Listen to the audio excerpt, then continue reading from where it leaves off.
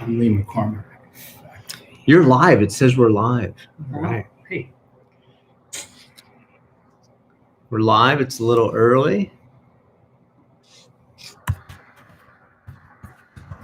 What segment did we do? I did a podcast with him. It was Mark. Let's see. Yeah, there's 14 people on. If you guys can hear me, if the audio and the picture look good, just give me a thumbs up or something in the comments. Yeah. And we'll get caffeinated. Mm-hmm. Extra stoked. Man. Check out my Rafa shirt. You're so funny, dude. Okay, thumbs up. We're getting thumbs up. Cool. Woohoo! Yes. We got people. Heather, Alex, there's peoples. Stride, Omar, Ian. How exciting is this, dude? Wonder where everybody is. Yeah, we're if you're coming from some exotic location, let us know. Heather learned a bunny hop from us. That's pretty rad. Heck yeah. Buena Park. Heck yeah. Grew up down that way. I got a bunch of questions that came in on the community page, so I thought I would start with those. But burn, dude. Yeah. Yeah. These come in hot and heavy, but if you guys have comments and stuff and you throw them in there, we'll try to Oh, Matt Rango. Hey, dude. Up. I just saw Matt. Yeah. Matt, how'd you do? Oh, yeah. Matt came out. Was Matt in the race? No, we did a class the other day and he came out for nationals. Oh. He's racing fast Cat 1, serious business. The downhill nationals? No, XE. Okay. We rode Hall together. Dude, he's ripping so hard. Nice. It was perfect. It was a great ride. And Big Bear. Here we go at Summit, Ian. I grew up there. As a you grew up at Big Bear? Well, I mean, that's we used to ride Big Bear all the time. Western Minnesota. That is exotic. County. Yeah. Ventura County. They're riding there too. Learned to dirt jump and wall ride from you guys. Seems like no one cared about wall rides at all. Chris cared about wall rides. It is good. It felt like it fell into the ether. It did. Into the bed of crickets. That was a turkey video for views. Right. Sydney, Australia. I've tried twice to make wall ride videos. Yeah. Both are not real popular. San Diego. Yeah. Man, we had a lot of Australia going on. Maybe people don't have walls. Maybe that's the issue. Right. Maybe we can do a video on roughly vertical surfaces made of unspecified materials. Wall rides indoors. Yeah. Practicing jumps. Yeah. Killer. Toronto. Right on. Very cool. Yeah. This is dope. Very cool. Right. What do you want to cover first? Do you want to talk about seated pedaling and rad position? Yeah, that's a good one. That came in from Michael Holden. So was the question. The question is really what's the impact of getting your rad right and seated position and pedaling? Yeah, that's a big part of my life. We kind of covered it, but it comes up all the time. For real. And I don't care how fast I go, so I don't really worry about how lean forward I am. I do. You do, because you actually also race. You just raced. So I care now. So here are thoughts. So traditionally, bike fits were centered on the relationship between the seat and the bars. And there's all this crazy cockamamie stuff you guys have probably seen where you put your elbow on the front of the seat and your fingertips are supposed to touch the handlebar. Crazy stuff. It's all road ride. That's road stuff. Yeah. So the way we look at it is there are two things. One is the relationship between the saddle and your feet.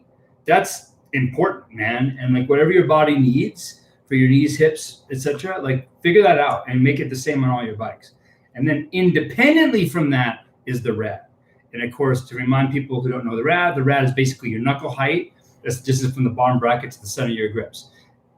Once we have that, mine's 77 centimeters, yours is 800. I mean, 80. I remember. I have it on a string. Yeah, yours is 803 millimeters, as I recall.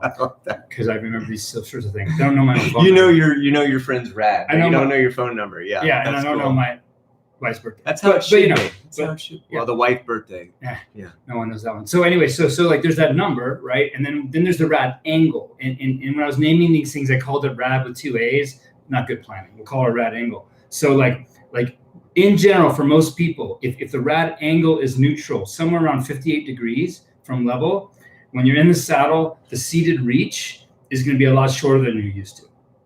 In my experience, with new bikes, with pretty much all bikes, actually. Well, it's less of an issue with a slack seat angle. Right. So, or like an old school hardtail cross country bike, you wouldn't really feel a difference. It's not that big. Yeah, you're right. So, but on a modern bike, like it feels shorter this way than you're used to.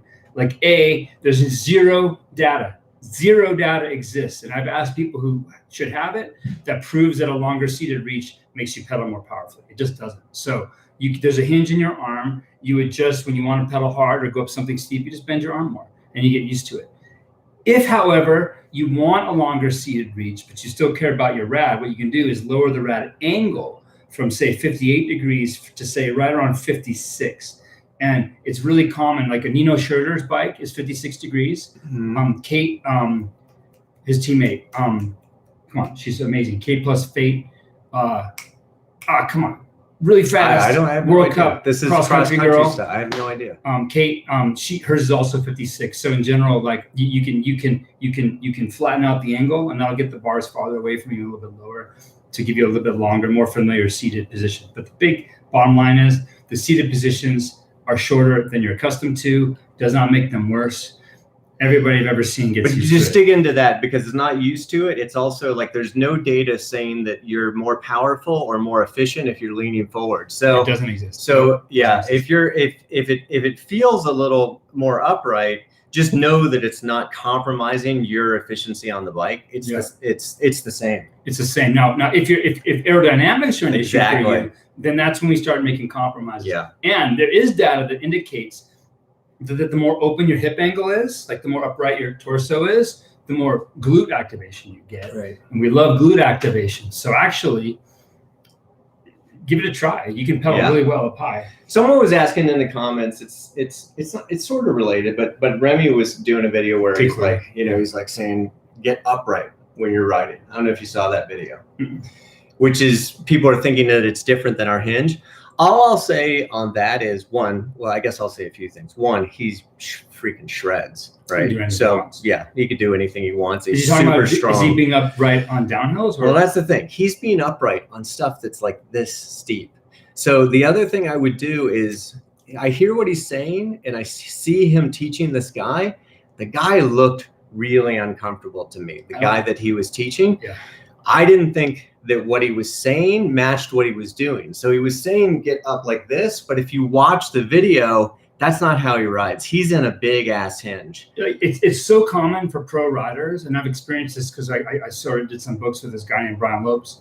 It's very common with pro riders to try to think about what they're supposed to say and what they're doing, but it's not what they're doing because there's no connection for those people between their conscious mind and what their body does.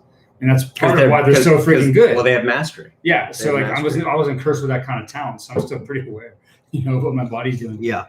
But if it works for you to feel like you're more upright, like anything that works, I'm a huge fan of. I'm not selling anything. We have methods that we like to use and that work for us. And if something else works for somebody else, then have at it for sure. Here's a question. Look at this.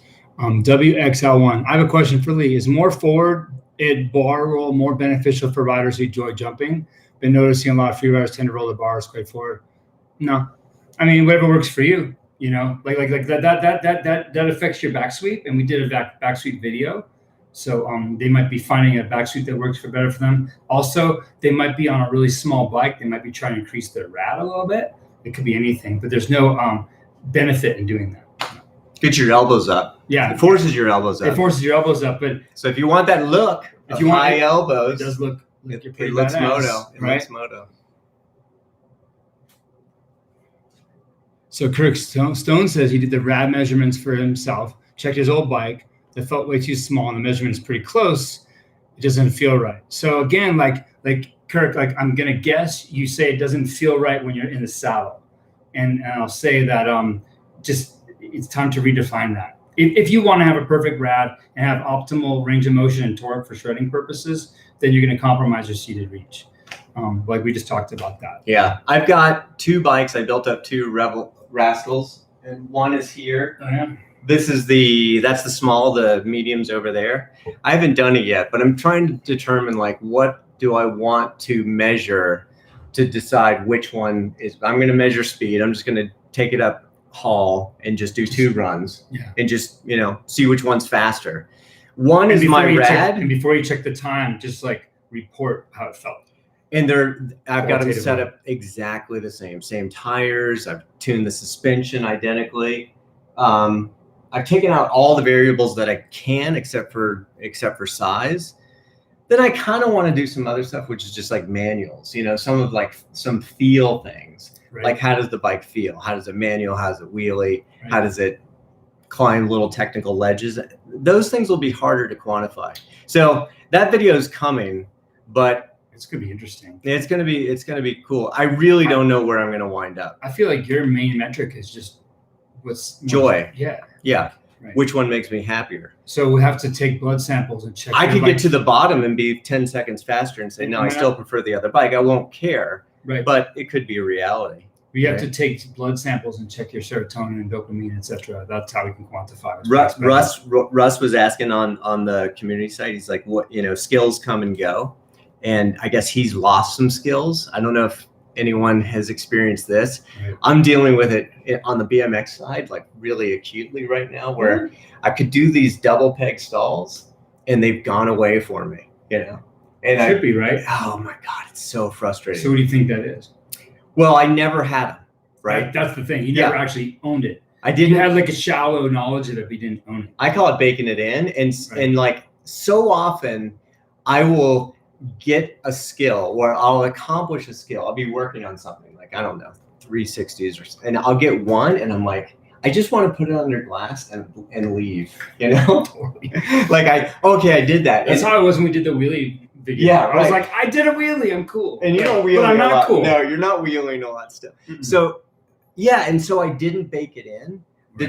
It's those once you do it right, it's the 100 reps afterwards that Russ, man, it's those 100 reps afterwards that like make it move from what did that conscious competence to unconscious competence. And then like after 10,000 reps, it's mastery. Just part of what you do. Which is so tips for getting back was the other thing Russ was asking. Like, what are the tips for getting back there? Oh, to getting back to that state? Yeah. If it's a specific thing, like you're working on turns, like, we're always talking about slicing things. So, maybe what you're working on is more than one. It's too big a slice. Yeah. Yeah, that's a good point. And by the way, like we learn fastest when we're having fun and we're having good emotions tied to the neurochemistry. Tiny wins. So it's just like a turn is very complicated. And you'll get to a point where we are sometimes where it's like, oh, that was a good turn. But it's more beneficial to be like, okay, I'm gonna initiate from my left elbow, or I'm gonna like load my foot in this specific way. And what's cool, it's so neat. Like I've been playing with this a lot. Like when I'm on trail, like I'll be like, okay, anticipate it. I see a thing coming. I'm like, I'm gonna experience this thing in this incredibly detailed, intrinsically driven way, right? And then I just felt it. When I anticipate it, I get a little hit of dopamine. It gets me stoked. And then I'll dive in really tight to the experience, and then I'll get it, and then boom, more dopamine. I just learned it faster, and the next cycle is even better. And so, but it's a fail for me to like judge the turn, or worse, to judge the ride. Yeah. And I think it's fair to say we're discovering this, right? Like if you this is life too. If you cut the experience thin enough, you will always create wins. Is that fair? Absolutely. And then you get momentum, and that momentum gets you all the way to where you want to go. I keep thinking about, we did a video on vision, and part of it was that meditation where you open up to your periphery. Right. What is actually one of my favorite videos, because I like the idea of like running the experiments and the way we went about it. Yeah. We learned a lot. It was really good. But one of the comments, it has one of my favorite comments where somebody said in martial arts, they were clearly a martial artist, 500 reps for the body to learn or get an idea what's going on, 1,000 reps for the brain to get an idea what's going on, dude, and 10,000 reps for mastery, essentially. Wow. right? That's a lot of reps. That's a lot of reps. And it made me feel bad for mountain bikers. Because we don't do that. There's like no dojo. Well, traditionally there was no dojo. No dojo. Pump track's the new dojo, potentially. Skate park's a dojo, pump track's a dojo. Dirt jumps. Your drills, dirt jumps. Yeah, the drills I do for class and stuff, those are all dojo. Yeah. And literally, like when we go to the cul-de-sac, I'm like, welcome to my dojo. That's what I tell people. Yeah.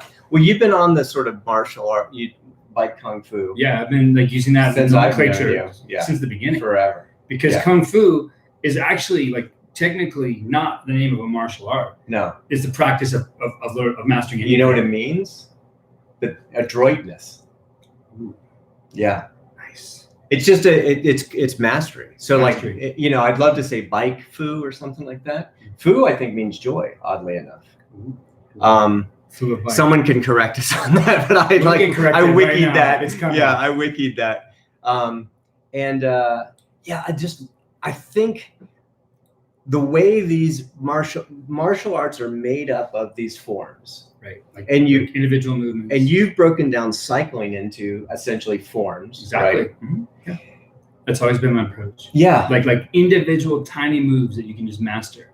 But most of us go out and we watch your video, we watch the Joy Bike, and then we go out on the trail, and the trail is akin to having a fight. Random. It's random chaos. Right.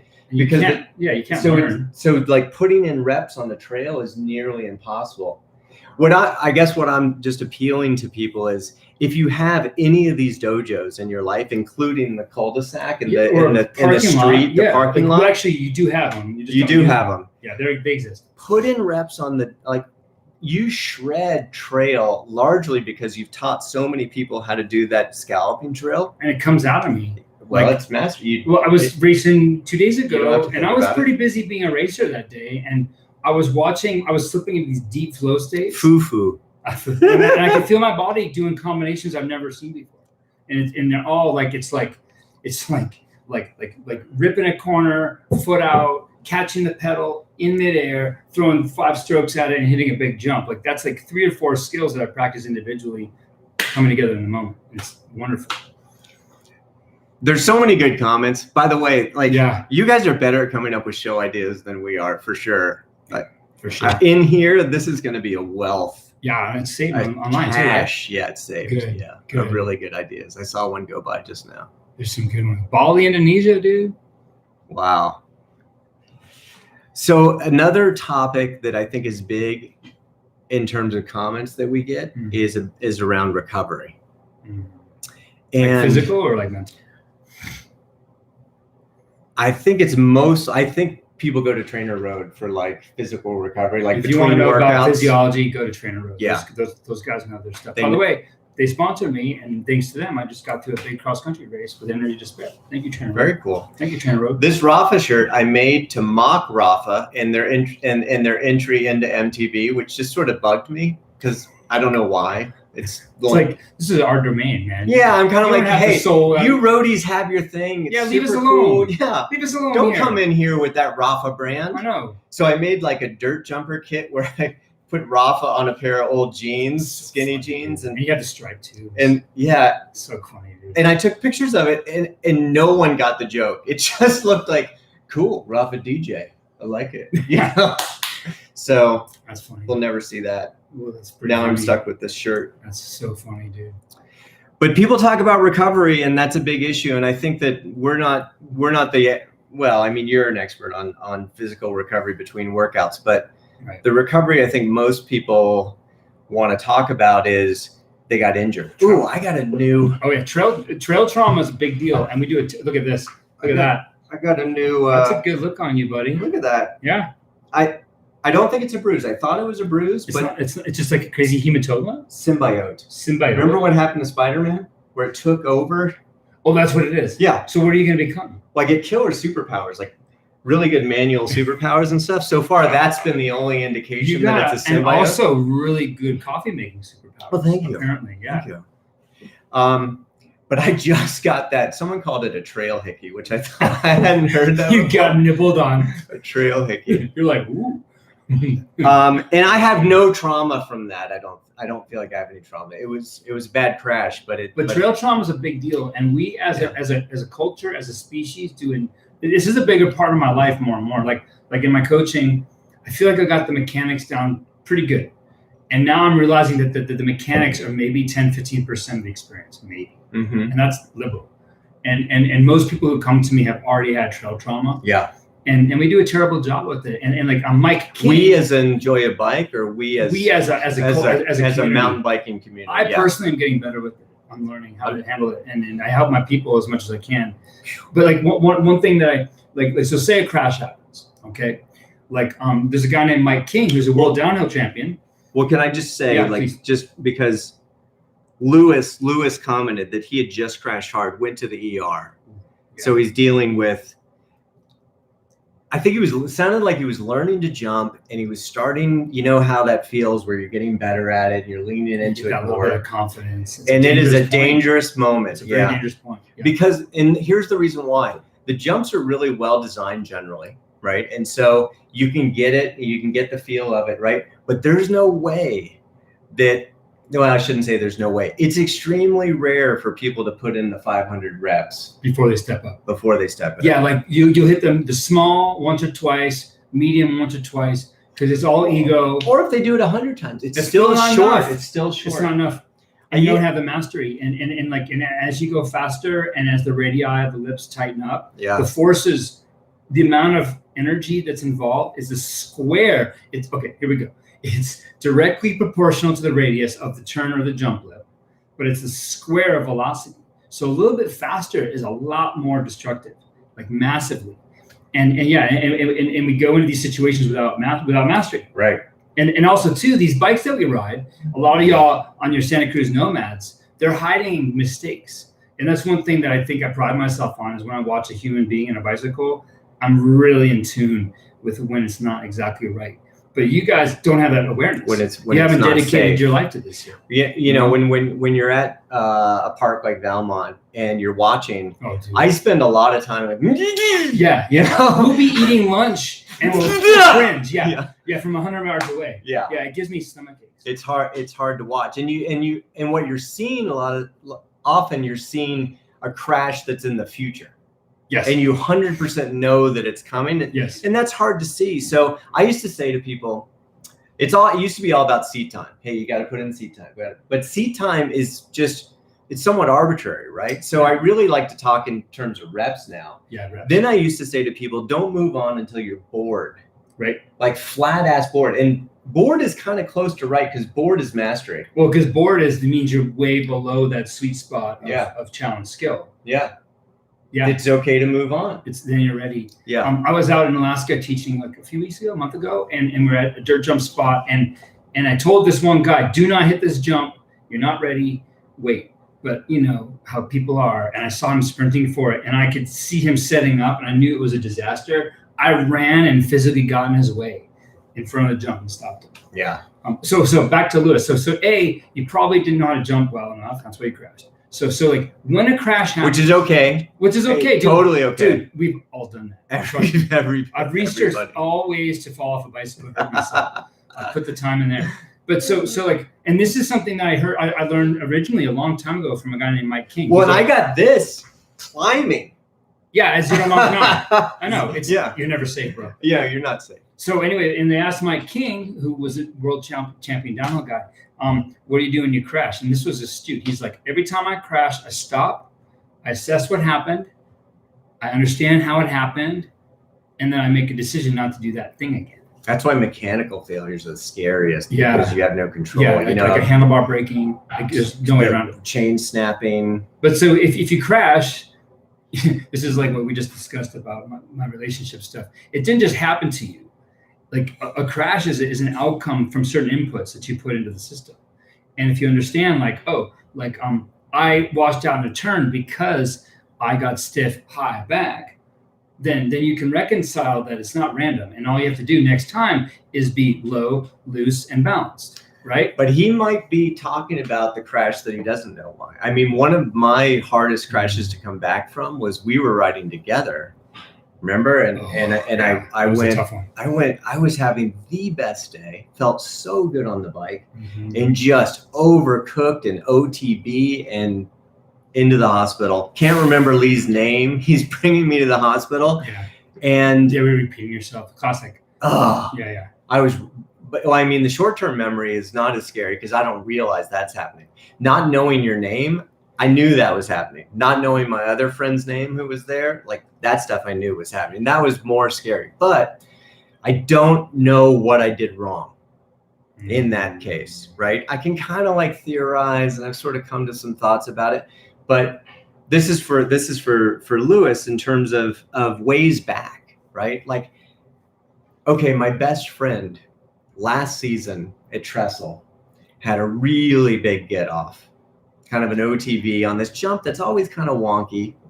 And he broke his femur and smashed his hip. Okay. Well, I wasn't going to say names. Sorry. All right. And he feels like he doesn't want to ride anymore. And one of the reasons, I mean, he's going to ride cross country and stuff, but he's out on the jumps, out on slope style, right? Out on park. And one of the reasons why I think he feels that way is because if you know Dave, he's super hardcore, right? Yeah. And like he's going to go big or nothing. Right. His only path back is he's going to go straight to that jump and hit it as hard as he can. And I don't think that's a good path back. Like, I think you want to take a diagonal route back, Lewis. Like, whatever it was that got you, it took me 2 years to hit the jump that sent me to the hospital. It took me 2 years and like 3 days to hit it again. By the time I hit it, I had hit stuff so much bigger. You were so way better. I was like, what? Yeah, you're like, why is this even an issue? What? Huh? Like, yeah. I remember I was there then. Because I just went laterally every which way I could to just, keep building the skill set and getting comfortable. So maybe Lewis, you go back and you do deep pump track work for a while. Just go around. Like, you don't have to hit that thing for a long time, and you can find stuff that's like it and build that skill set up so that when you do it again, you've moved past it. It's not a thing anymore. Right. And that could definitely happen. So I don't know. I think of it as diagonal moves, because I used to be that guy too. Oh, you fell off that horse? Get on that horse. Specific horse. Yeah. That particular horse thing in the hospital. Right. Yeah. But I don't think that's necessary. And for sure, not the easiest way back. And you know what? You know why it's hard? Because it creates terror, right? So you're keyed in.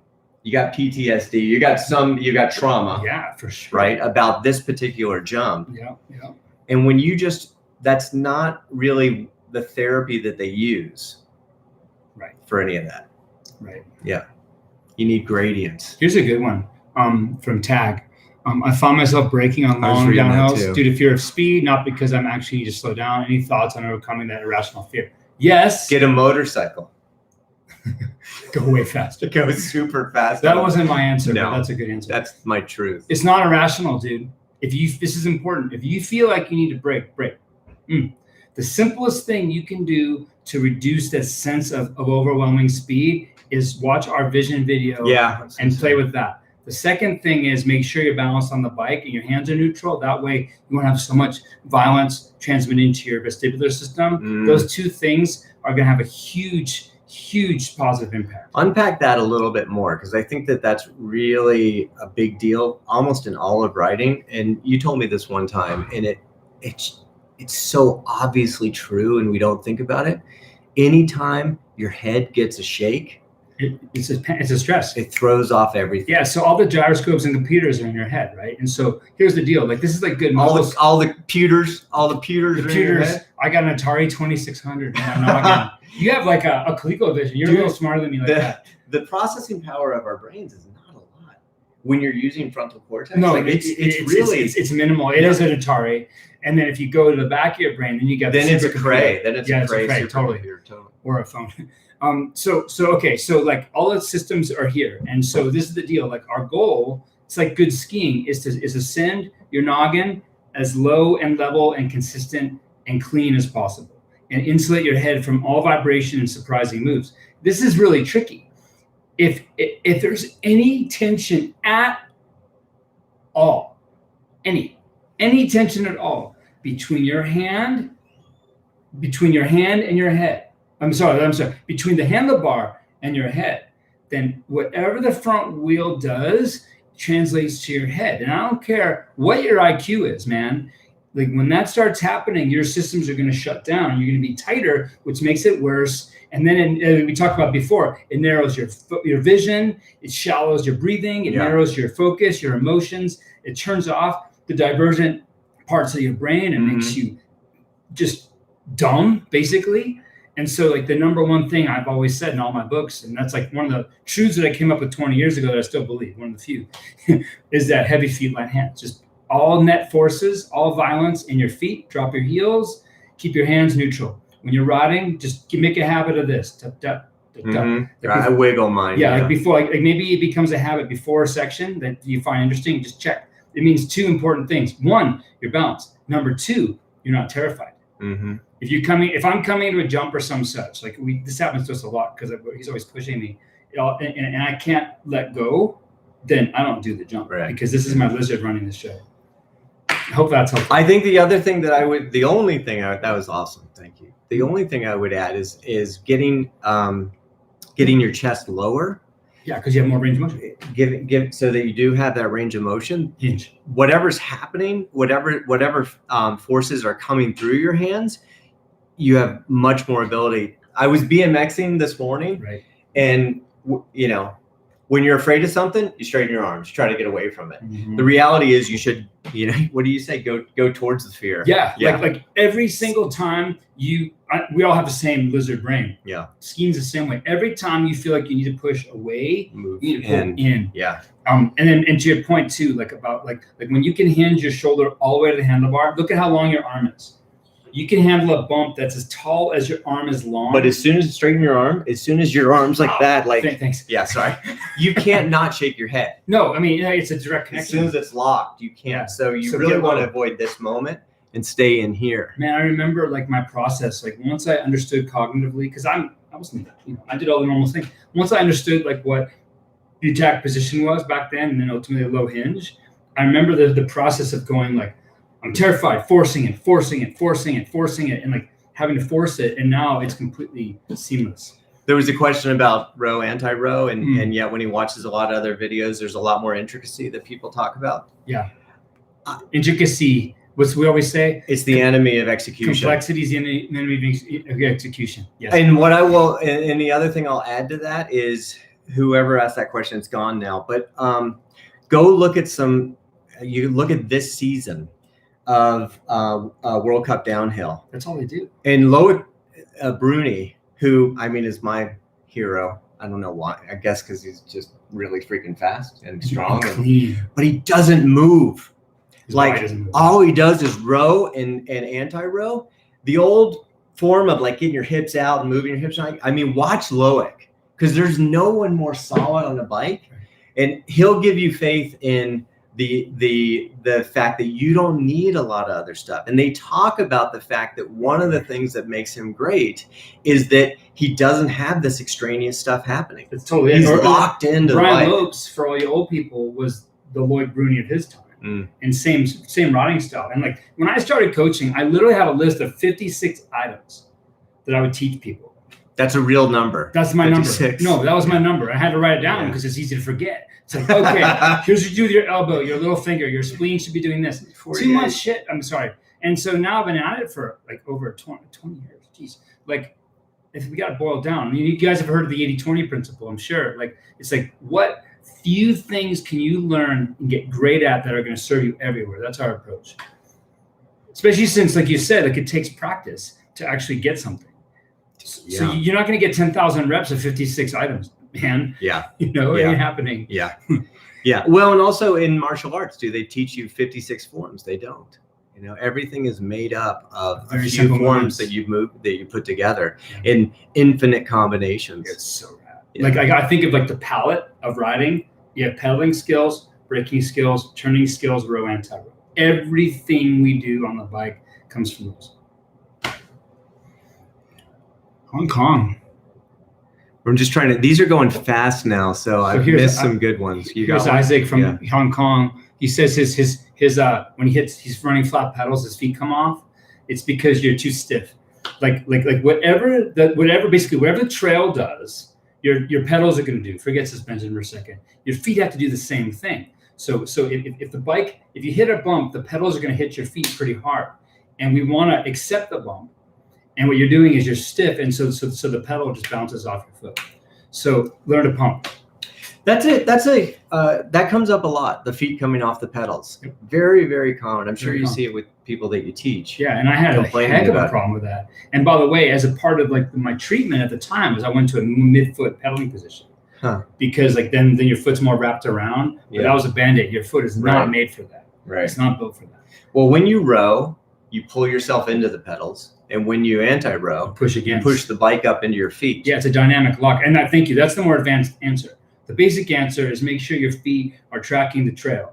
The more kung fu answer is this. When you're rowing, you're pulling with your feet, pushing with your hands. So it's like your feet are going this way, your feet are going, hands going this way, feet going that way. It's like there's a box, and you put your hands on the outside of the box, and you squeeze them together, you pick it up. You're locked to the box. Yeah. When you anti-row, it's subtle with the feet. You're pushing with your hands, and you're kind of drawing very, very, very gradually, very lightly. Don't think about it. Don't go scooping your pedals and doing stupid stuff. This is intrinsic in your body. There's a little bit of this. So it's like putting your hands inside a box and picking it up from the inside.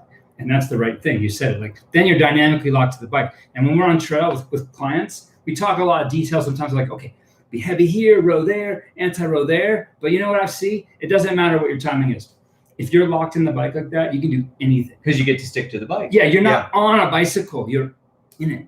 Mm-hmm. And then again, the rad, all the things. You are the bicycle. You've taken if you're doing the right things, the bicycle is an extension of you. Yes. And it starts to go away. Do you feel like you row or anti-row nearly 100% of the time? Yes. Yeah, me too. When I'm riding well, like we were out yesterday riding just for fun after the race with some like local pro level downhill guys.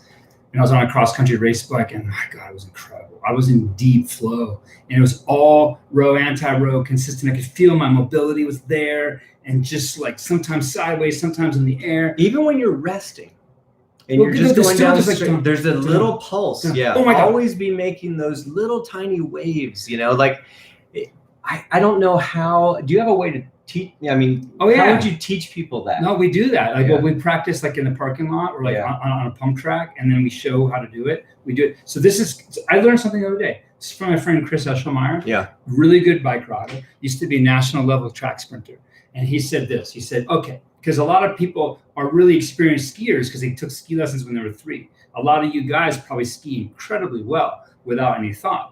And he said this. He's like, all right, well, check it out. Traditionally, mountain biking is very linear and straight, right? That's like the traditional thinking. And skiing is super lateral. He's like, you got to make your mountain biking lateral.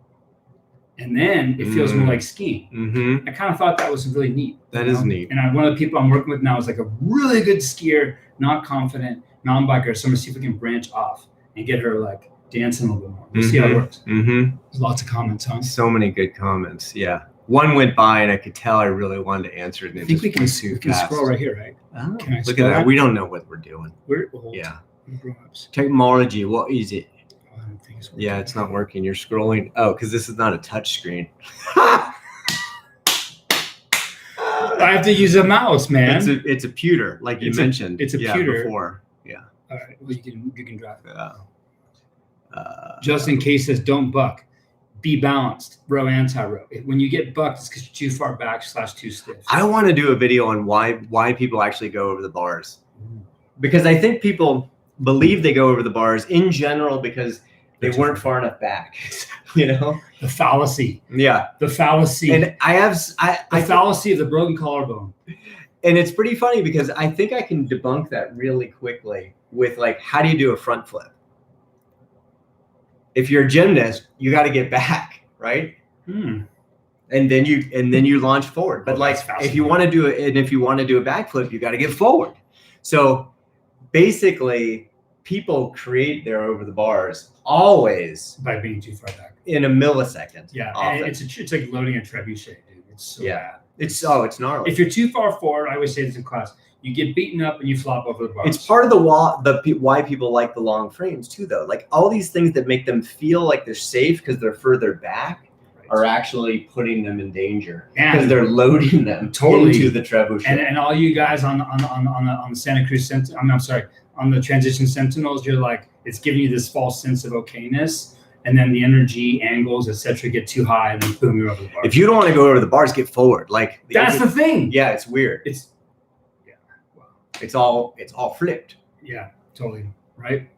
OTV is the signature move. Oh, Bobo, I love your videos. He does such a good job. Yeah, he's really good. Those are beastly to make too. Yeah, he puts a lot of effort. Yes, he does. Yes, he does. Mama stoked to you, sir. Yes.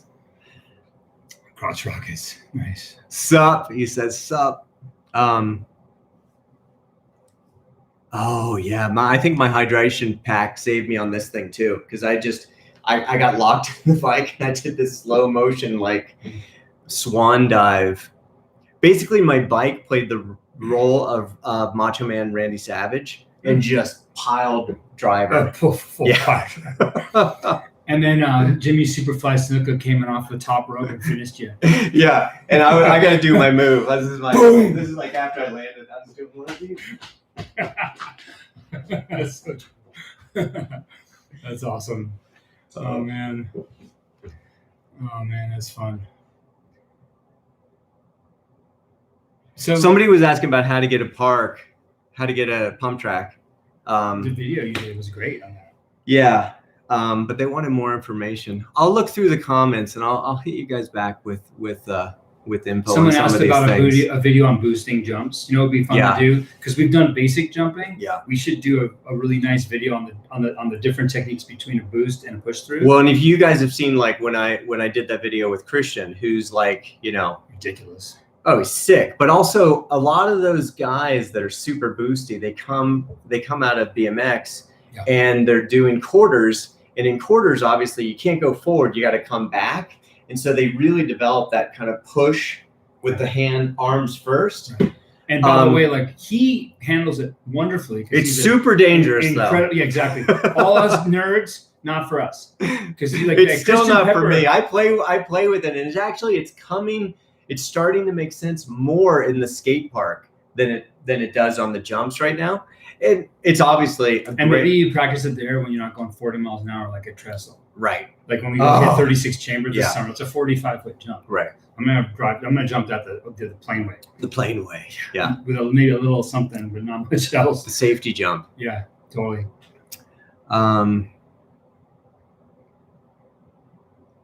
Okay. Oh, you can't have light hands and push yourself back on the bike. That's very true. Good point. Do you need to do an anti-row right after you do a pop-up drop to flat landing? Negative. Because like all we have to do, if you take off on flat and land on flat, then the bike will stay level. Oh, but no. Okay, but if you do a little mini bunny hop, the bike will, that's a row, and there will be a slight anti-row to return to level. So yes. I was gonna talk a little bit about just the channel going forward because it's right now I've noticed that I want to ride bikes. It's like the center of summer, and I'm feeling like don't want to make so many videos. They are a lot of work. Yeah. So I'm probably gonna like trim that back a little bit. If you guys are liking the live stuff, that's something that is lighter weight. Yeah, like full video, less editing, or like shorts maybe. Well, I'm gonna keep making the shorts. And I'm gonna probably go to every other week for a little while for the big videos. Oh, so we can ride. So we can ride, yeah. Well, I have to keep my motivation too, and there's a handful of things. They're all BMX that I'm just like, God, I'm so close on this and this and this. I really want to be able to put in the time. Put your hours in. I do, and that keeps the channel fresh too, I think. Mm-hmm. So, well, like we're learning, and that's what makes us so much fun. Yeah. We're progressing, I'm getting fitter, I'm getting better in my ways, you're getting better in your ways. It's fun too. But we just want to create, we want to create value. So like if there's ways where we can create value that's not always just a full on video, right. That's what, you guys have better ideas than we do. People seem to support that idea. They're telling us that. Yeah.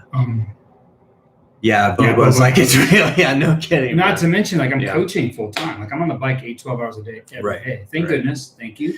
What I really want to do, I should just say this because maybe some of you guys want to be part of this. What I really want to do, my favorite reality show right now is this Fortune and Fire, and they have 4 contestants come on. You make knives, right? They make knives. We wouldn't make knives. I think we'd do something with mountain biking. So we would like, you know, do a bunny hop thing and have contestants come on, right? They do their bunny hops. We'd sort of see what's up. You'd coach them up a little bit. We'd send them away to practice and get better, and then probably like come back and look at it. But it would be through the lens of what we do, which is joyriding, right? And so it's wouldn't not be only your bunny hop. It's not the height of your bunny hop. It would be how much better are you getting. It would be your personal progression. Yes. Against, you know, you'd be with others, but it'd be your progression in some percentage basis and how well you support that community. That's the point. Yeah. Yes. Because bunny hop height is arbitrary.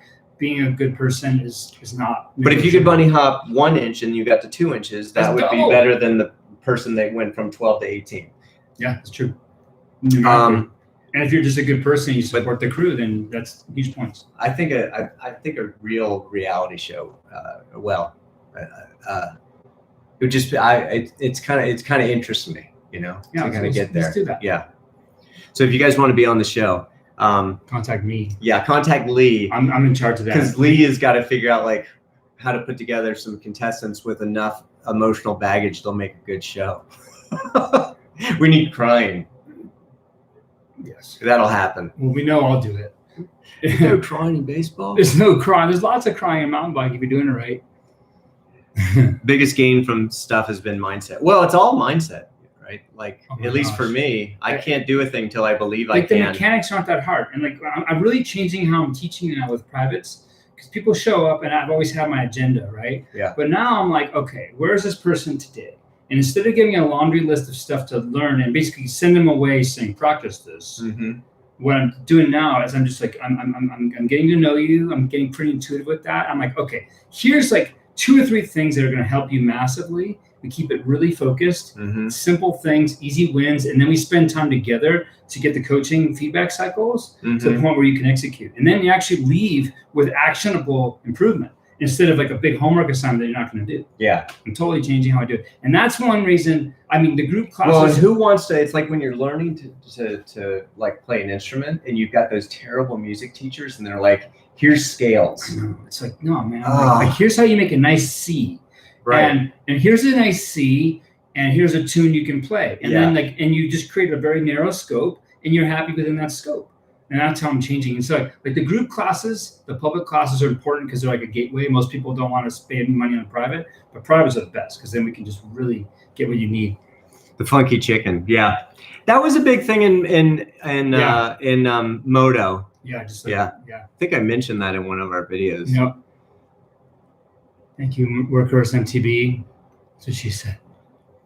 It's cool. Documenting progression is super fun. I have just on the BMX side, my son and I give ourselves stickers if we learn a new trick.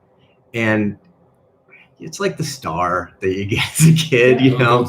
It works. By the way, you guys, do you give gold stars to any of your students? You should maybe look at that. I'm gonna start actually. Everybody. I was thinking actually about making sticker kits where it's like Kung Fu, MTV Kung Fu Master, and it'd be like you're a private, you're a corporal, you're a sergeant, and you get little like chevrons because my logo's a chevron, and then you add more chevrons, it's more awesome. It's like the Boy Scout badges too. Yes. You know, you could be like an Eagle Rider. You were probably an Eagle Scout, weren't you? Were you? No, you weren't? No, but I was a second lieutenant cadet. I did that. Oh, in military school. Yeah. Yep. You know, by the way, if you guys, you got to follow his Instagram. Tell him Broguski, right? Broguski is the channel one, and then Boguski is probably where I haven't decided. They're kind of similar. But he's always on his BMX bike posting really cool stuff, man. So you guys ought to. I try to keep the BMX out of the Joy of Bike, actually, but sometimes I can't help it because I don't feel like you guys care about BMX, which is totally cool. That actually brings up a question, which I have a friend, you know, who wants me to do more trial stuff, you know, because I have a trials bike, and I do kind of find that interesting. But I don't think I don't think anyone cares outside of, I shouldn't say anyone. There's like 25 people that really care. That's true. You know? Exactly. Yeah. There's a lot of comments on here. Yeah, Dead Sailor. Yeah. Yeah, the dead sailor is often caused by trying to jump. It's funny how many people come into jumps thinking that they need to jump. Maybe it's not funny. Maybe that's just because you're used to having to jump when you jump in regular life. Yeah, and so like it's a huge part. I have a video on this on my channel, the McCormick channel, where like it's a terrible. Actually, if you want a good channel, I'll recut it. Thank you. This is the channel. His work is way better than mine, definitely. But it's common because we think we should go up, so we pop up. But that's a dead sailor. You end up like this. Like you stay in a hinge, Euro anti-row. If you want to go higher, you give them more hip drive. Yeah. You know, that's the variable. Yeah. It's funny. Like it's like it will always the pop up. It is just it. I had a club I called the Dead Sailors, you know, when we first started. Yeah, you have the t-shirt, right? Yeah. Because we threw so many that we're like, man, this is our mascot. It reminds me like the jumping thing. There's that scene there's the dojo scene in the original Matrix movie where Morpheus says to Neo, stop trying to hit me and hit me. Yeah. And that's good stuff. Chingo and go, hey Carlos. But let the jump do the work. Yeah. And just do that row that you've done 10,000 times on a pump track. Yeah. And by the way, like I'm that nerd who goes out and rides a pump track for 100 laps at a time. That if you have a small pump track, that's 1,000 reps per workout. You know, 10,000 reps in 10 workouts.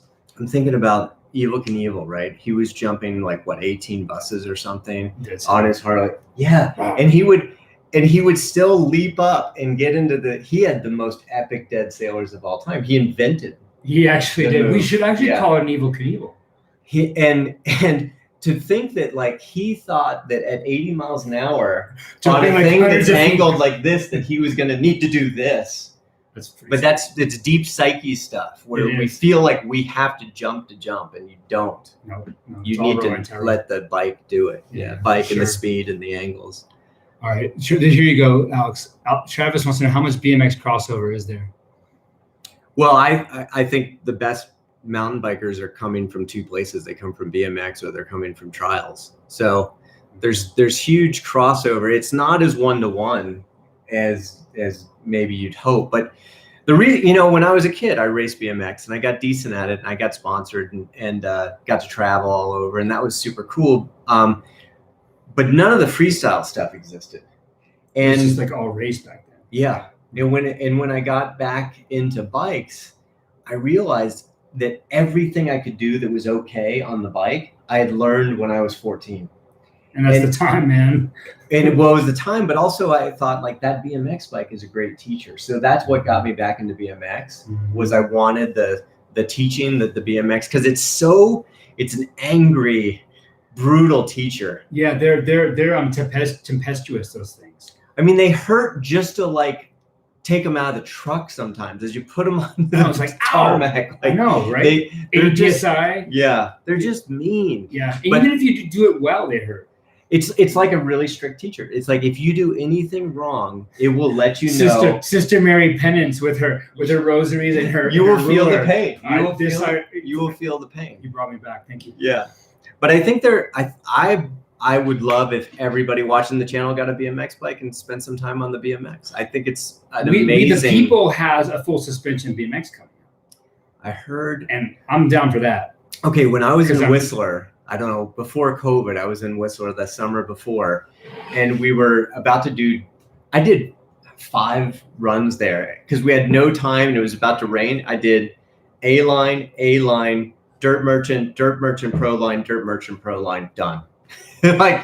And we were waiting to go into the Dirt Merchant Pro Line, and 2 dudes came by on BMX with full suspension.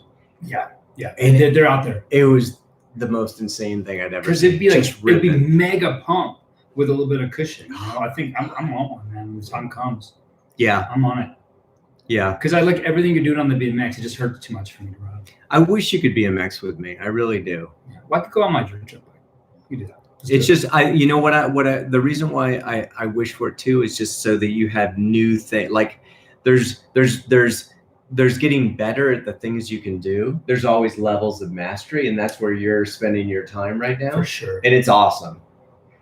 And I like to spend some time there too, but I'm more on the other side of progression, which is like I used to only be able to spin this far. I want to spin this far. Like And I've been so watching you just since we've known each other. You've gotten so much better. And it shows up in your trail riding too. It does. It really does. Yeah. It's something. Yeah. It's much more playful. To answer the question from earlier, is if you ride a lot of BMX, your trail riding becomes much more playful. There's way more bunny hops. There's way more shapes. And then, when you look at a skate park unfolds slowly to you based on what you can do. And the same thing happens on the trail. Like you start to bring new things and you're like, oh, I didn't see that this was actually a backside over here if I want to use it that way. Yeah. This is a good one. So Randall's like, can you just anti-roll a 5-foot drop to flat landing at fairly slow speed? Negative. No. If you're going slow, it needs to be a pop-a drop. Or if you're going really slow, it needs to be a wheelie drop. And we have videos on all those. Yeah, don't try that. Do not. No. A lot of people have flat drops. I was glad that we did that video about flat drops. We don't have a lot around especially if you're an urban rider. Yeah.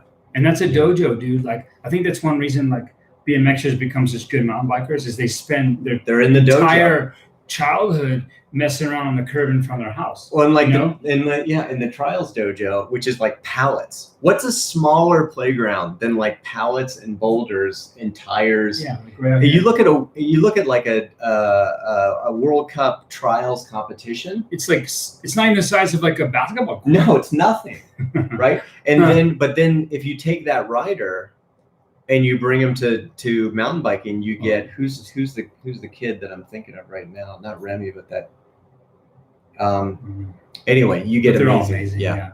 Like everybody who's good at BMX is good at mountain biking. Everybody who's good at trials is good at mountain biking. People who are good at moto are pretty good at mountain biking, but they're afraid. And one of my specialties is I teach them how to ride a mountain bike if you're a moto person. And there are a few differences. That's really interesting. And actually, I have an idea for a book, right? So like one on one side of it, one cover is how to mountain bike if you're a motocrosser. And then you flip it over, it's upside down, how to motocross if you're a mountain biker. Because I'm okay at both-ish. Yeah. And so there's just some fundamental differences. Yeah. Kyle April's a former motocrosser. Right. And pretty high level, it seems like. I thought she raced pro. I think she was in some X Games or something like that. I remember something like that. And so she's not a full beginner. I mean, she's not at all. She's branching off of that. But you can see, I don't think they're being inauthentic. I mean, she's learning this stuff, and it scares her. Like I saw her pull out of a thing and she didn't want to do, and it's like, I guarantee you, what she did in moto was gnarlier, but it doesn't. There are differences. They're different. And for me, often I started with BMX and then motocross, but the bikes can definitely be scarier, especially in the air, because there's a lot. You've got to be perfect and you have to be centered. The Romantero is critical. You don't want to be moving through the air with a rotation in your core, whereas the motorcycle, you actually can't. You can be like super front end. You can bring the back end down. You can bring the front end down. There's a lot you can do to save yourself. Someone asked how long we've known each other. Not that long. Well, we've known each other for a few thousand years at some level. I think. But in this life, just a few years, right? Yeah. No, 2017. That's when we hooked up. Okay. It's been 4 years. 4 years. Wow, crazy, right? 4 years. He pulled. Someone had asked about like he pulled the prototype of the. Yeah, you saw version 3. Yeah. Of the Ripro. out. Just super cobbled together. Yeah. And he was like, we were just chatting, and I'm always curious. As we didn't know anything about each other. Like I saw one time you were riding by and your fork looked too low. I was like, hey man, that needs some air. Remember? Yeah. It was crazy low.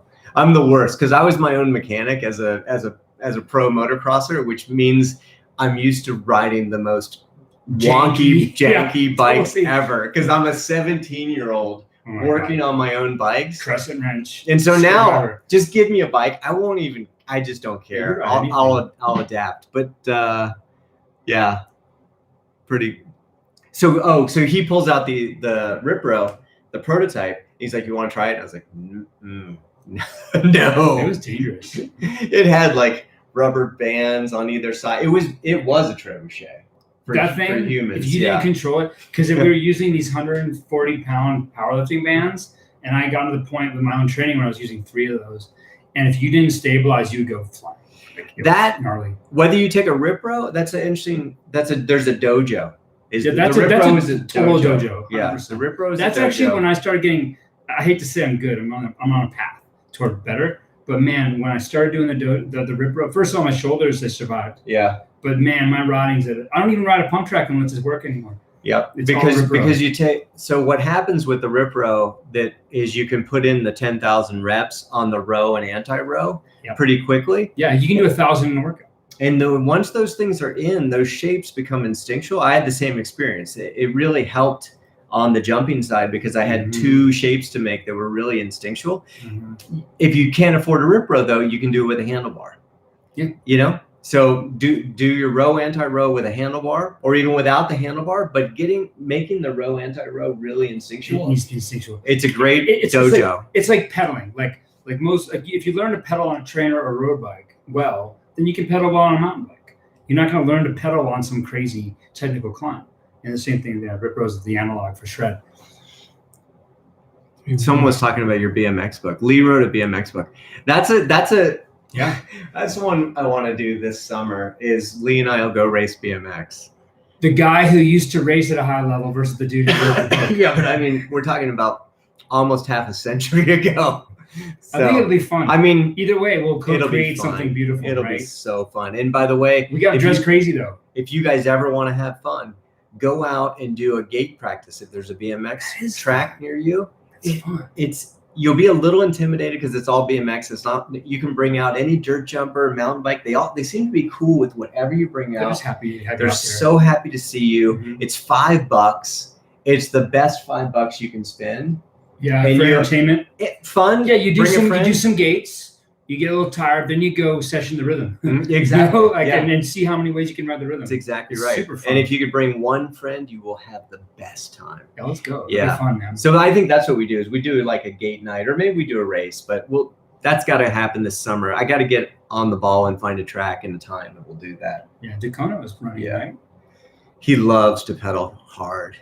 Like I don't really like doing that first straight anymore. My only hope. I think he'll snap me out of the gate, but then my second, third, fourth strokes are pretty good. Yeah, we'll see how it goes. I think it'll be fun. It would be so. Either fun. way, we'll co-create something neat. Yeah, there's no losing on that one. That'll be really good. Losing. It's all great. What's a gate practice? So tag like when you BMX tracks hold races, but then on the weekends usually, but often like in midweek there'll be an evening or evenings where the track's open. Tuesdays and Thursdays usually. Okay, there you go. And you just they run the gate. Because the most important, if you want to race and win, by far, right? The most important part of the race is the gate. Oh, and it's so fun because you get to like get on the gate and you're on the pedals and they play the recording and it's like riders ready. Dude, I just got that. I got that feel just now.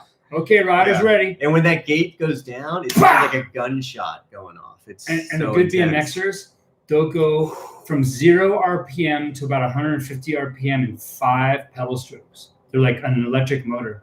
They have more torque. My friend at SRAM, one of my friends engineered a hub for SRAM. And he said that a good cyclist makes more torque than an F-150. Really? For that moment. Someone asked about taking a mountain bike to a skate park. What are your thoughts on riding a mountain bike? That's what I ride, and I love it. So fun. And of course, it's more transferable to what I do. So like I'll ride like if I have it with me, I'll ride my dirt jump bike, which is, by the way, the rad on all my bikes is identical. They all ride the same way. Even the cross country race bike I just rode the other day, it feels like a dirt jump bike. It's actually a video I want to do, which is like bring your mountain bike to a skate park. Super fun. And like you watch like a Christian Pepper out there. I mean, well, he's not. We shouldn't compare ourselves to that guy, but it's fun as heck. And if that's the bike you ride, then rip it. Have fun with it. Yeah. But put a lot of air in the tires. Good call. Yeah. Good call. Yeah. But do it. Like that park is made for you to enjoy, and there's some shapes there that's really what I thought I would do is just like take a mountain bike to the park and just here's 5 things you should do at the park when you go. That's so cool because for me, I'm so linear. Yeah. I wouldn't. You get frozen when you get there. You don't know where to go. And I need someone to put red dotted lines with little placards. Like, hey, go up here and do a 180. Yeah. That's a good idea, dude. Yeah. So tails end. Did you see that? Yeah, that's a good one. So Julie's been watching a video. She's got the hang of drops at 40. Good. Getting ready to learn how to jump. Well, I'll say this. The free version is watch the video we did on how to jump. And of course, I'm a coach. I teach people for a living, leelikesbikes.com. And I also have an online mountain bike school, and we do virtual coaching. Those are good options. And the video really starts with finding the right jump. That's probably the most important. Well, it's definitely up there. It's very important. It's very, very important that you find the right jump. You want a low angle tabletop. The lip should be no more than 30 degrees at the top, and you literally get an app for your phone and you measure it so that you're sure. And the top maybe 6 or 8 feet with a very gradual run in. Yeah. But before you take to any kind of jumping, when I teach this, again, this is my day job. This is like what I do.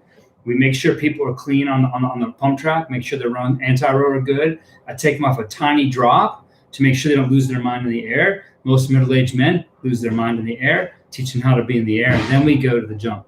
Do not ever go to a jump unless you're okay in the air on an easy drop and you have perfect pump. Just in case called you a nerd. Oh no, he called us both nerds. Good, thank you. You know, I think that's kind of a huge compliment. Yeah, I think, and he's old. A nerd being somebody who gives a shit about what they do, and I greatly do. I've always been a nerd. Yeah, me too. Someone asked about taking their race BMX or the mountain bike to the skate park. Either one. Yeah, both would be good. I've only had race BMXs. They work fine. Mm-hmm. I used to have some intenses. They kind of helped me out. It was cool. Was it Jill that was learning to jump? Was that the name? You were answering because his wife was it? Yeah, maybe it was. I don't remember the name. By the way, I just think it's like you can't be careful enough with that. Is all I'm saying. Dude, it's serious. Oh, by the way, Pete, yes, I'm taking news too. Just literally how I feed my babies. Yes, all the time. Yes, please join me. Thank you. I love you too, Justin.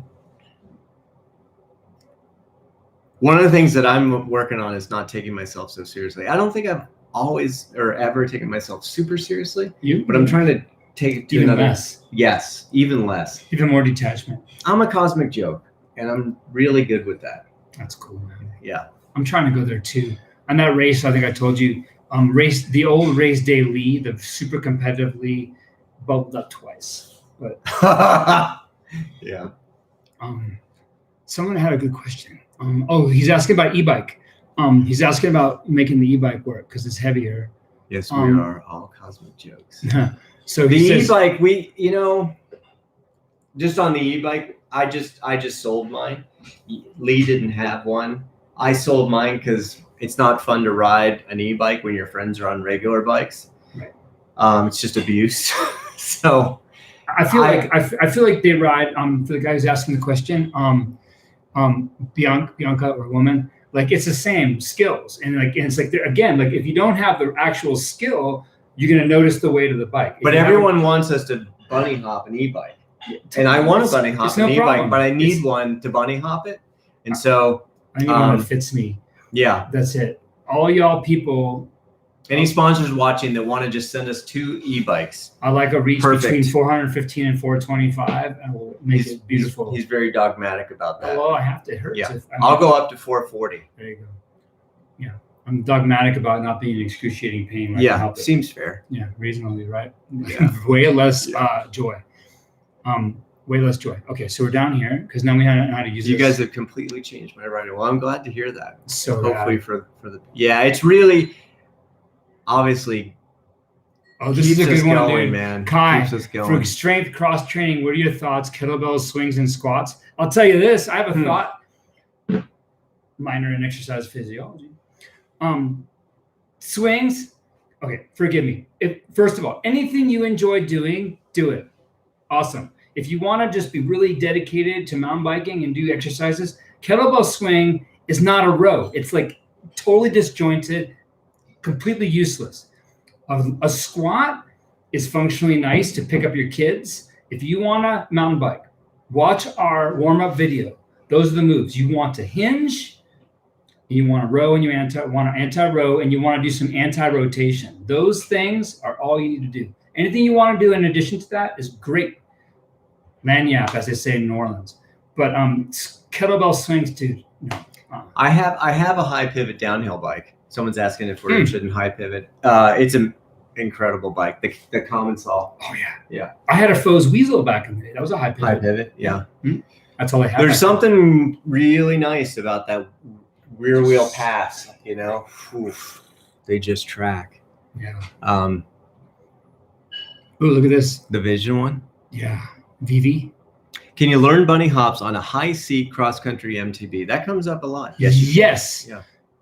And get this, like most of the leg range is going to be in your ankles, so that's a huge part of it. And then if you want more pop, you need more row, more lat engagement. By the way, I want to do a video. I noticed. Why didn't everybody have a dropper seat? Is all I'm asking. Because like, right. Someone else is asking about cornering. Tom's asking about cornering with this with the seat up.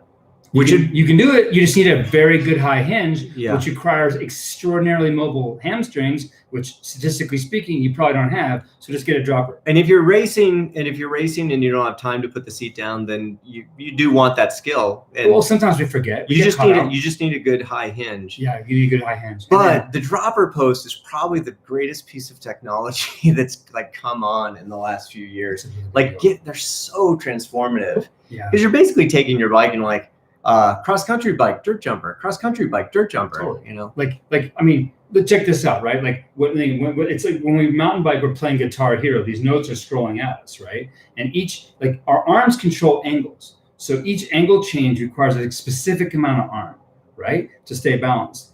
And then there's the vertical component, and basically the more vertical range you have between your low high hinge, the smoother you are. And if you insist on riding a high seat, clearly it can work, sugar. Mm-hmm. But you're giving up that suspension. You're like, I would rather have 3 inches of body suspension than 12.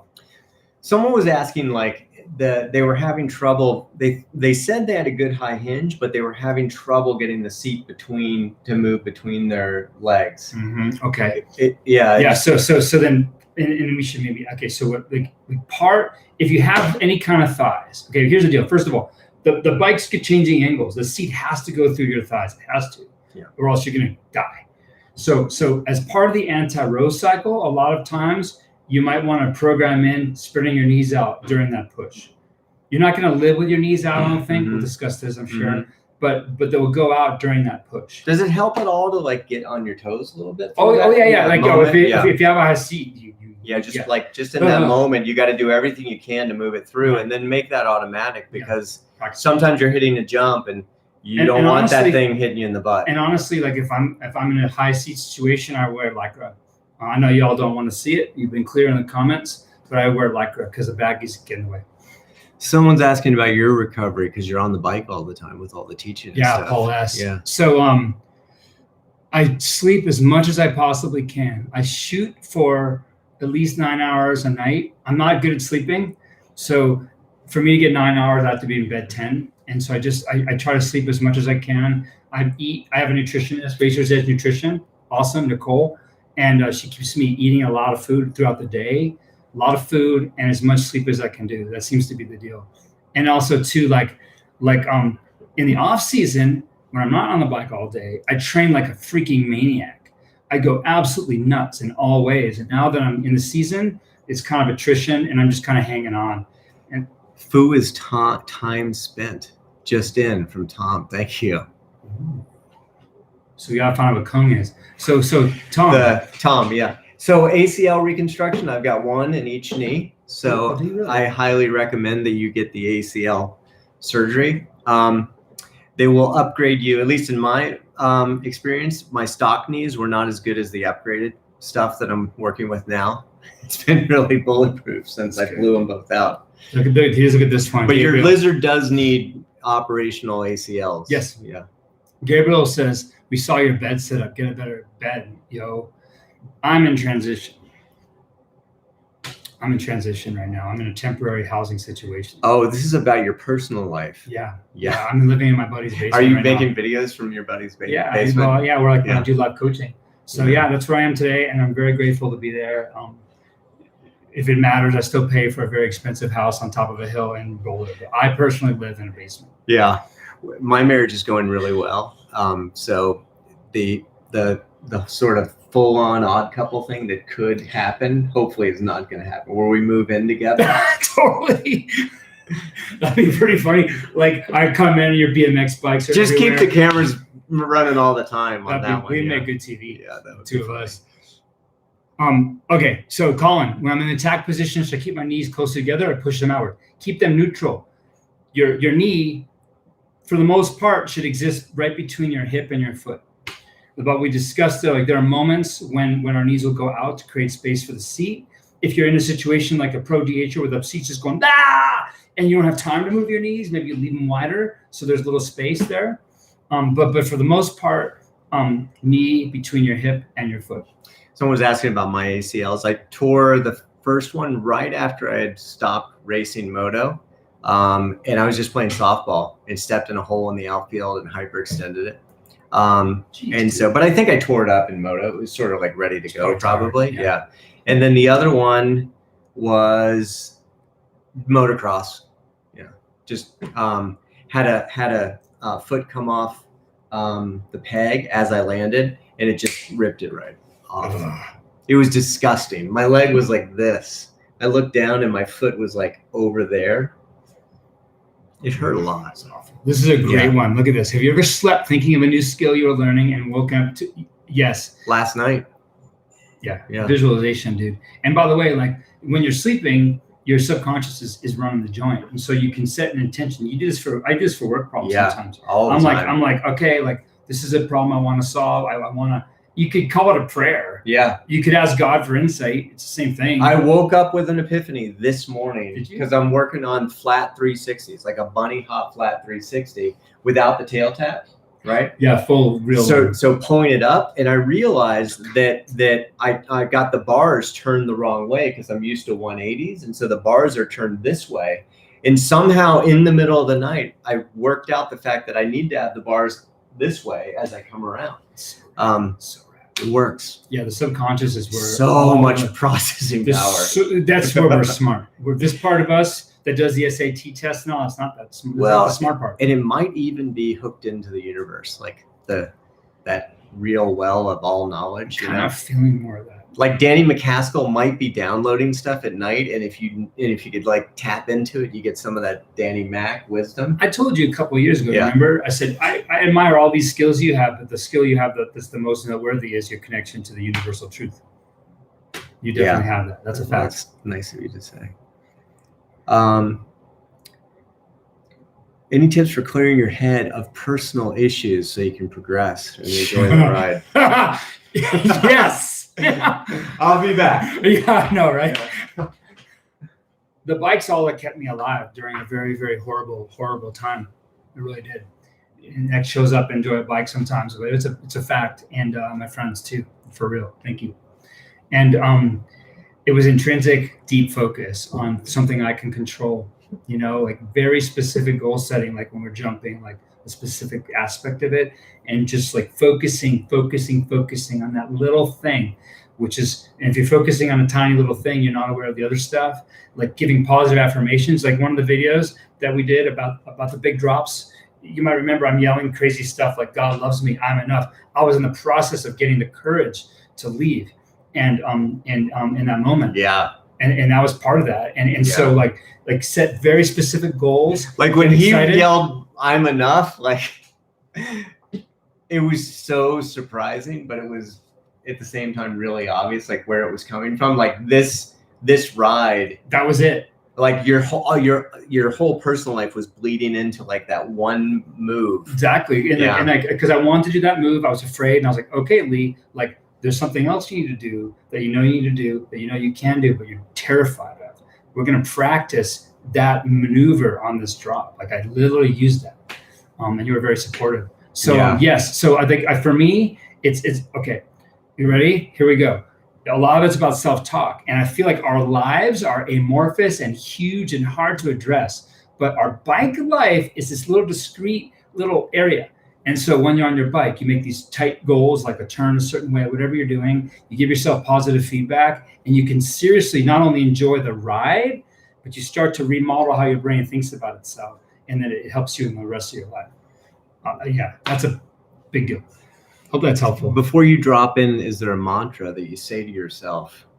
I don't have a mantra. You might have a mantra. You use words more. I don't have a super self-critical inner voice. It's pretty neutral, which is a blessing. Yeah. I mostly just breathe, and recently been using the vision thing. So if you saw the vision video, that along with breath opens you up super fast. I say it's fast acting, but it's instant. It's within seconds. The breath and the vision, and I will often like say to myself, or you'll hear me say it out loud, like, I'm gonna make this pretty. This is gonna be beautiful, or I'll be like, this is the best I'm ever gonna go. Yeah, I'm good at this. Right. And I just it helps. Yeah, absolutely helps. Yeah, I'll do that sometimes, but more in a like, I don't know, just as like a little sillier. Yeah, my version is a little goofy. It's serious. You're serious. Like, this is really going to be like the most beautiful thing I've ever done in my life. Or that anyone has ever seen. Exactly. Yeah, which is true. Someone was asking about giving up the Master of the Universe corporate world for doing the Joya bike. Can you talk about this? And yeah, I mean, I made several moves away from the corporate world, and I was thinking about that today. With doing the channel, it's kind of a little bit of a COVID project meets trying to just be really emphatic about doing what gives me joy, and not being reasonable about it at all. You know, so I had this marketing career, and that was wonderful and really enjoyed it. But I felt like over the next few years, I kept tethered to it too much.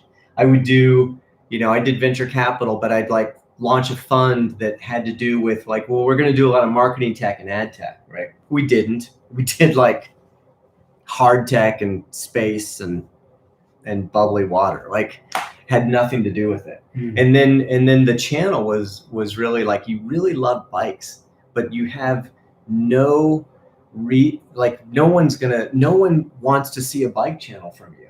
That was the inner dialogue, right? It's like you have no credibility here. Right. But but you're not tethered to being Alex Boguski. You're just the guy. And I would talk to friends and they were like, dude, you are more of a bike fanatic than anybody I've known. No, you spent your entire life with bikes and in advertising, bright bike brands that launched like the career. So it gave me enough. But kind of where I wound up is like, screw the connective tissue. This is what I want to share with you. Is like, don't worry about what you did and how what you did moves into what you want to do. Like, do only what you want to do and forget what you did. Don't try to make sense of it. Just do it. Like, fully commit. Absolutely commit to it. That would be my advice. That's freaking beautiful. I like that. Oh my God. Someone gave us $19 for beer. Thank you, Johnny Carr. Thank you, Johnny. Yeah, wow. Right on, man. Super cool. Buy some hookahs with that. Absolutely.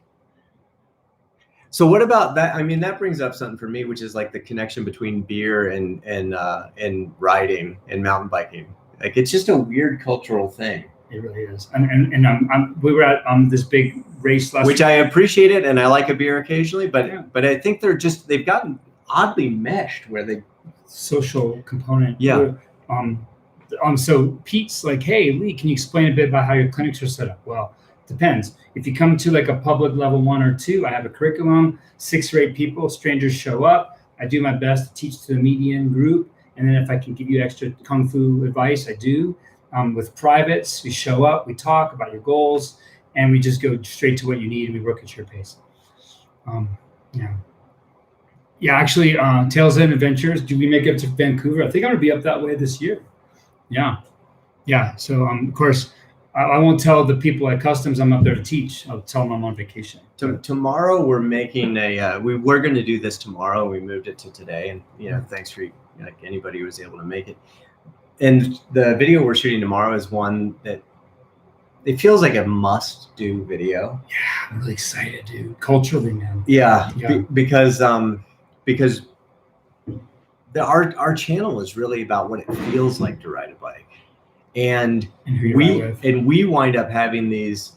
I mean, everything that happens in the videos, we don't script it or make it up we script the information. But the emotional part always explodes, and then we put it in the video. Yep. But that's the reason why I ride, is for the feelings, not for the tech or the new bikes or the shock adjustment.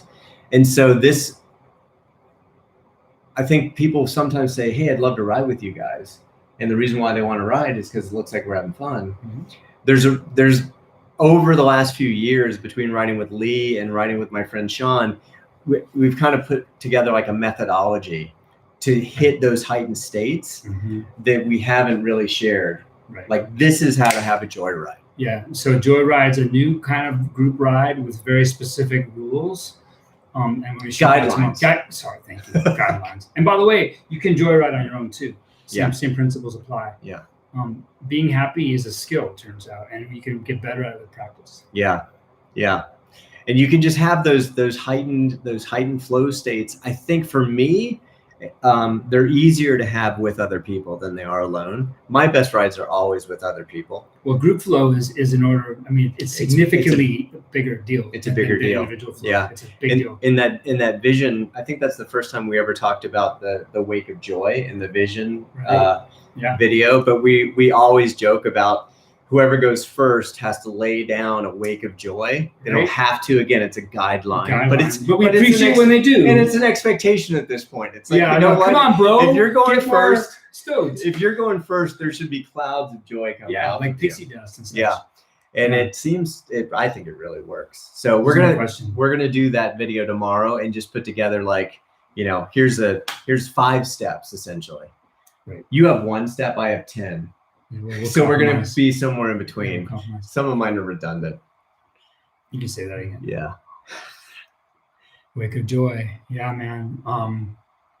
Yeah, wake of joy. Yeah, Kai says it, right? At 40 something, I realized it's all about the feels. It really is. Like, why else are we doing this? Totally about the feels. My friend Steve coined that phrase, wake of joy, I think. That's a good one. And you know what I realized too more and more is like when we are not connected internally to our own sources of joy, then all we have are metrics. And that's when the Strava and the wattage and beating people becomes really important to us. But as I find my own little like light, I suppose, I still like to track wattage and do that stuff, but it doesn't have the same weight for me anymore. Luke wants a video on how to table better. My table is like a drafting table, man. Everything slides off. It's like this. It's not flat enough. I don't think you want to be throwing my table. Someone to send us more money. Oh, man. Thank you. Thank you, man. That's so awesome. It's great. How would you say that? Jobu? Jobu. $20. Thanks, man. Yeah. Thank you. Namaste. Yeah, Namaste. Namaste. Where can I get a Namaste? You have them on your site. Yeah, right? leelikespikes.com in the store. Yep. Yeah. And we have a bunch of different designs. I personally like this one. Me too. But then we got different versions with the hands and like more flowery. What do you sell the most of? This one. Yeah. Yeah. But then a lot of the women will order like that. There's one that's really pretty. It's a little more ornate, and there's like colors, and they seem to like that. 52 and riding again. Heck yeah, Sean. So good, man. Yeah, so good. Well, I think we have like gone past our time at this point. Hour and 20 minutes, man. Yeah, we went hour 20. Yeah, let us know if you like this as a format. So we can do this easy, man. No editing time. I think what happens is this just goes into the channel at this point.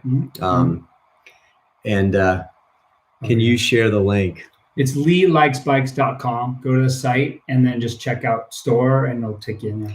This is a big question. Are you planning to organize an annual Joyride run? I feel like that's the direction that things are going. Yeah, it's coming. It's not my thing though. Like that. Like I'll do that. Yeah. I'm kind of shy.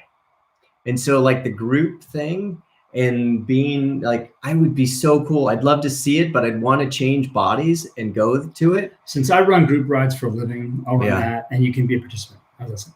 But in disguise, I need a beard and I'll dress up like you and you dress up like me. Yeah. But yeah, I definitely feel like that just, joy rides and really like awesome group rides / concerts. Like I can feel the community. I think it's come together in such a cool way because the channel is about how we feel. Yeah. And how we support each other is like a huge part of what we do here. Yeah.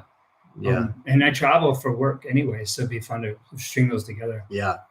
Yeah. And when you guys have ideas for stuff like that, again, sometimes I find that I just have blind spots, right? Totally. Just don't know how I could pull off a thing. And you're coaching so much, I think it's hard for you to pull off such a thing. This time of year, man, like the days are just but so in the long. winter, do you want to do it? Yeah. Ride you do? Like where would you'd have to do it somewhere warm? Yeah, we go down to like I guess SoCal, Arizona, or, you know, Texas, parts of Texas sometimes. that could be cool. 50-year-old. We have no idea. Well, I think we're going to sign off. Yeah. It's very hard. Like, how do you? Yeah, we do. How do you teach in about November? Mostly privates. Yeah, it's fun hanging out with you. It's fun hanging out with all you guys. I'm going to go to Hawaii for November, I think. I'm here. Yeah. And also during the winter, I travel some to work, so I can see you guys in warm climates. I got a place in Kauai, and there's a mountain bike scene over there. Yeah. And I think that I've got a connection with, I think, the guy that pretty much builds the cool stuff there. Yeah. I don't have a mountain bike there. All I have are some BMX bikes. So I'll probably bring one in November, and then maybe do some like awesome Hawaiian mountain bike stuff. Wouldn't that be cool? That's the place for clay mud. I rode there. Well, I can use the Hawaiian meditation in Hawaii before I drop in. I think that's completely appropriate. All the ancestors. All the ancestors are there. Yeah. Be amazing. Yeah. Yeah. And so too many projects. I do go to San Diego. I'll be out there that way. I usually teach out in Temecula. Gabriel. Oh, thanks, Gabriel. And I'm out there. So if you guys get on Lee Likes Bikes and sign up for the newsletter, you get notices when I'm out teaching. Yeah, everybody who's looking to get more info on Lee, I think I put the link pretty much on every video, but it's Lee at Lee Likes Bikes is the email, and then Lee Likes Bikes is the website. If you just stumble in there, there's so much cool stuff. And probably one of the things that would be most useful for people, and they can get like a free month, right? Yeah. Yeah, well, right now. What's the code? So that actually sounded like a commercial. Like, hey, Lee, what's that code for? You're so good at marketing; it just comes out. Yeah. So like, if you go to my website, hit the online school, and sign up for a monthly, use the code Joy of Bike, and you get a free month. And it's an insane amount of information, and it's not like tips and tricks like the other people do, where there's a million things to learn. It's just it's a pretty well thought out system from my other career that I had, including all the bike fit shit stuff. And it's a thought out system. And if you watch Joy of Bike, you'll see how it all fits. And it's free. So why not try it, right? Give it a shot. Luke, I was just at Erie. It's so the large line is so good now.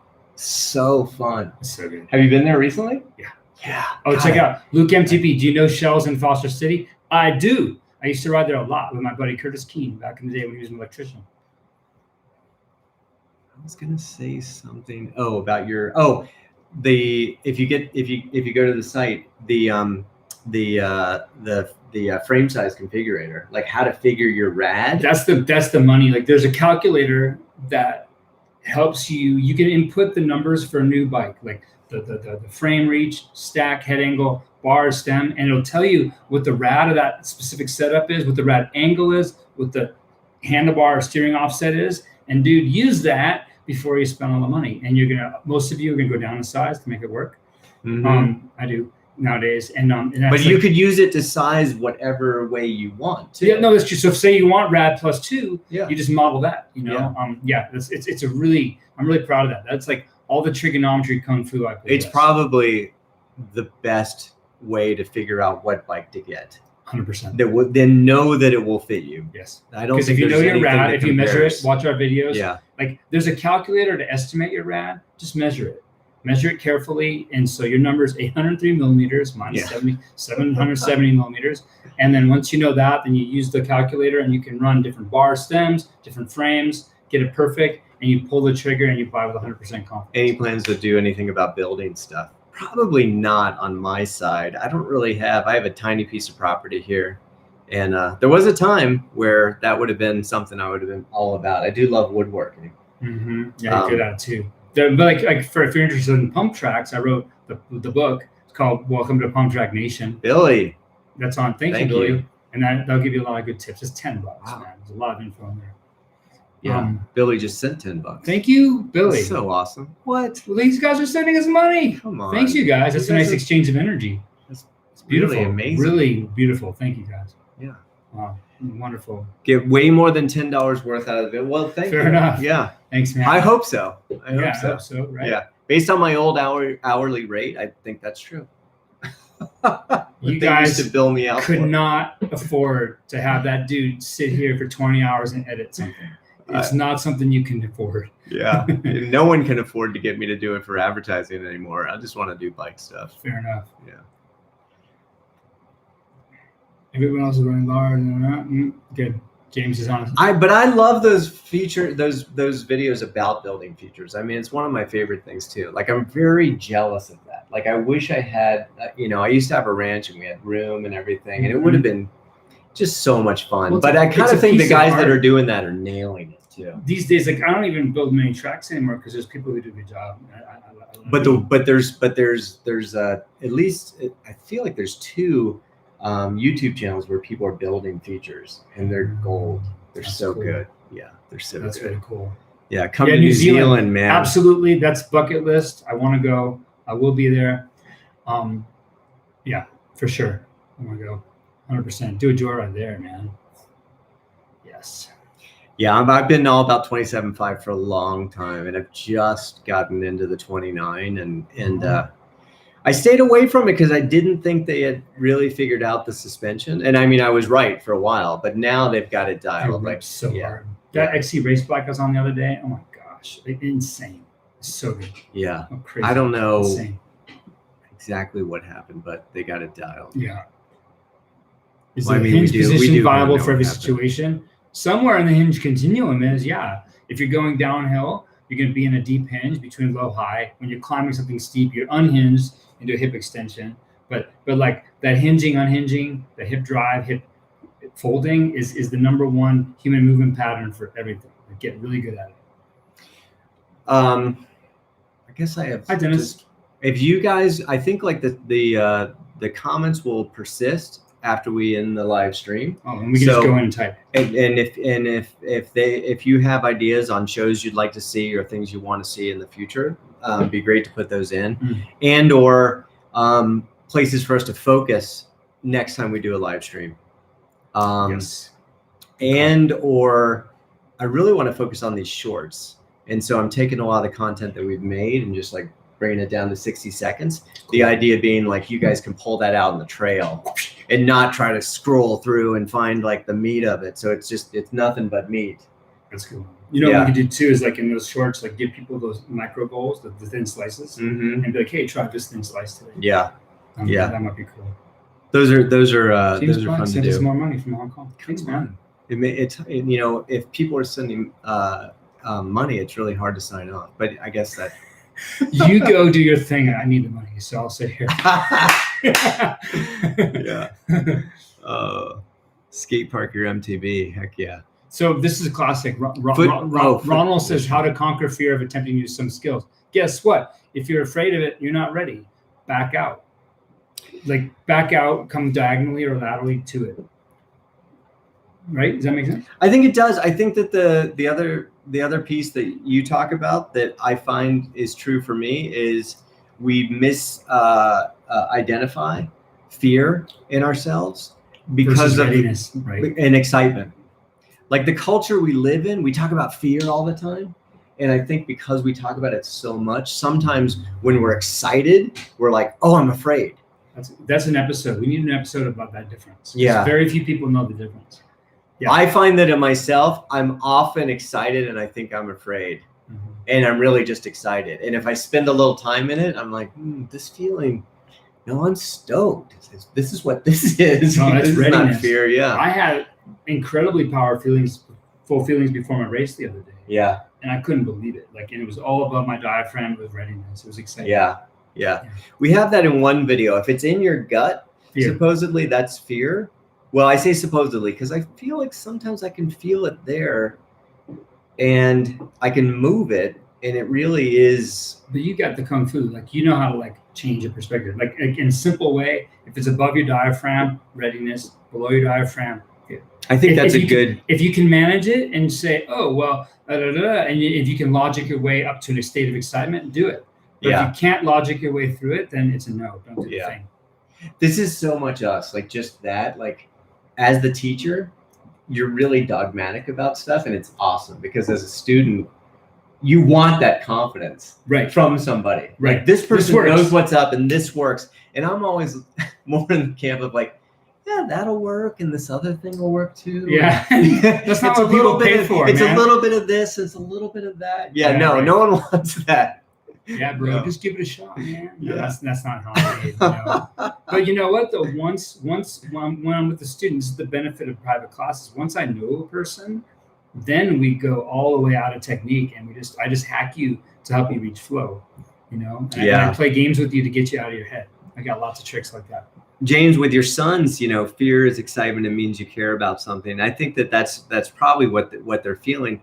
But like, keep an eye on them, because if they start to like freeze up, or if you see tension in their bodies and stuff, that might be real fear. Yeah, uncontrollable tension is fear. You can tell a lot on someone's face. Mm-hmm. That's fear. Yeah, and you don't want to try to get them to push through that, because they physically won't be able to make the moves that they're capable of. And then they'll get traumatized and they'll not want to do it anymore, and they'll like associate riding with crashing and pain and stuff. So keep it. I think you sound like you're an awesome dad. Yeah. Heck yeah. Teaching to certainty is the best. Yeah. Well, we're gonna sign off now. Yeah. That was more fun than I thought it would be. Yeah, that was super rad. Covered a lot of stuff. Yeah.